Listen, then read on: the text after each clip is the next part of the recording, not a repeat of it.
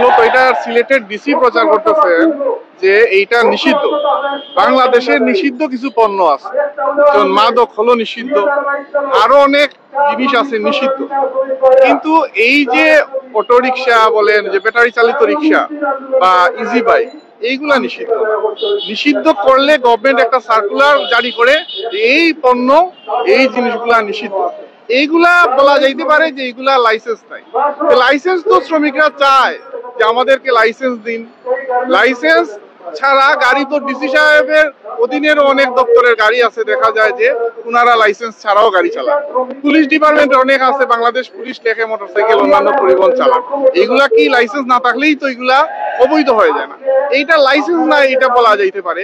এই ডিসি সাহেবের এই প্রচারণাটা সম্পূর্ণ মিথ্যা। একজন প্রশাসক হয়ে এই ধরনের একটা মিথ্যা দাবি যে এইগুলা অবৈধ, এটা বলা ঠিক হয় না। এইটা বাংলাদেশে আমরা চাই যে আমাদের দাবির মধ্যে আছে যে এই পরিবহনটাকে সরকার বা নানানভাবে যে নিরাপত্তার বিষয়টা যেহেতু প্রশ্ন আছে, যে নিরাপত্তা বাড়ানোর জন্য বা স্পিডের একটা নিয়ন্ত্রণের জন্য বুয়েট থেকে বা সরকার নিয়ন্ত্রিত কোনো প্রতিষ্ঠান থেকে একটা অনুমোদিত একটা মডেল দেওয়া হোক, এই অনুযায়ী তারা শ্রমিকরা চালাবে। আর অন্তর্বর্তীকালীন সময় এই যে গত 20 বছর থেকে তারা শ্রমিক চালাচ্ছে, আপনি 20 বছরের মাথায় এসে বললেন এইটা অবৈধ, এটা কিভাবে? তাইলে গত 20 বছর কিভাবে চলবে? সুনামগঞ্জে চলতেছে, মৌলভীবাজারে চলতেছে, সিলেটে যে ডিসি সাহেব বলতেছেন, আপনি কি শুধু সিলেট মহানগরের ডিসি? সিলেটের যে বিভিন্ন থানা, আপনারা তো সাংবাদিক ভাইরা জানেন, সিলেটের প্রত্যেকটা থানায় চলতেছে, প্রত্যেকটা বাজারে বাজারে চলতেছে।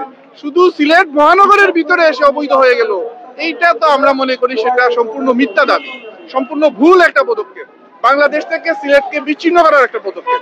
হ্যাঁ, এই যে 30,000 শ্রমিকের পেটে যে আপনি লাথি দিবেন, তাদের 30,000 পরিবারকে যে আপনি রাস্তায় বসায় দিবেন, আপনি সিলেটে আসার পরে একটা কর্মসংস্থান সৃষ্টি করছেন, একটা শ্রমিককে চাকরির ব্যবস্থা করে দিয়েছেন বা একটা, এইটা তো আপনি করতে পারেন নাই। তাহলে আপনি তাদের পেটে লাথি দিবেন কেন? আমরা সিলেটের শ্রমিকরা দাবি জানিয়েছি 11 দফা। এই দাবির মধ্যে আছে যে যে আপনারা ব্যাটারি চালিত যানবাহনকে সিলেটের যানজটপূর্ণ এলাকা ছাড়া অন্যান্য যে রাস্তাগুলো আছে, বিভিন্ন যেখানে জাম লাগে না, এখানে আছে অলিগলি আছে, এইগুলাতে চালানো অনুমোদন দেন, তাইলে অন্তত পক্ষে সে খেয়ে পরে বাঁচতে পারবে। এই যে ন্যূনতম সে খেয়ে পড়ার বাঁচার যে অধিকার, আপনি কোনো কর্মসংস্থান দিতে পারলেন না, তাকে আপনি উচ্ছেদ করে দিবেন, সেটা হইতে পারে না।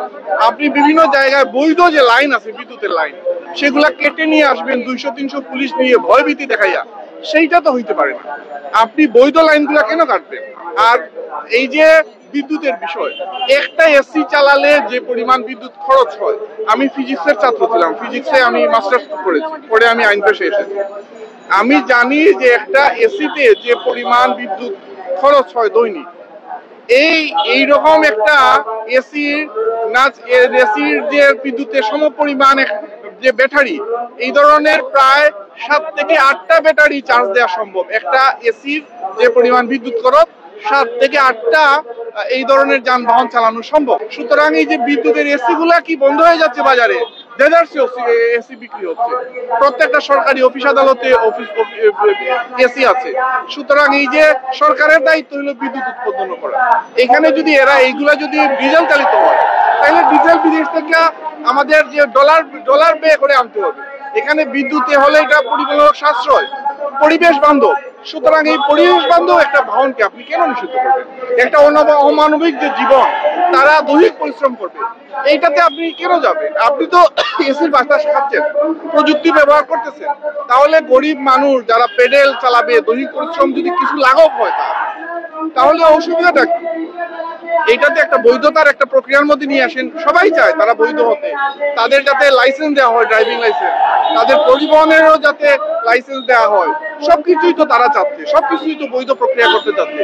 আপনারা সরকার যে মডেল দিবেন, সরকার একটা নীতিমালা করেছেন যে এই কোন ধরনের পরিবহন সারা দেশে চলবে ব্যাটারি চালিত, সেটার একটা কাঠামো ওনারা দিবেন। তাইলে আপনারা কাঠামোটা দিয়ে দেন, সেই কাঠামো অনুযায়ী আমরা পরিবহন কিনবো। আর মধ্যবর্তী আমাদেরকে সময় দিতে হবে, যাতে আমাদের এই যে গাড়ি আছে, সেই গাড়িটার তো দাম তুলতে হবে।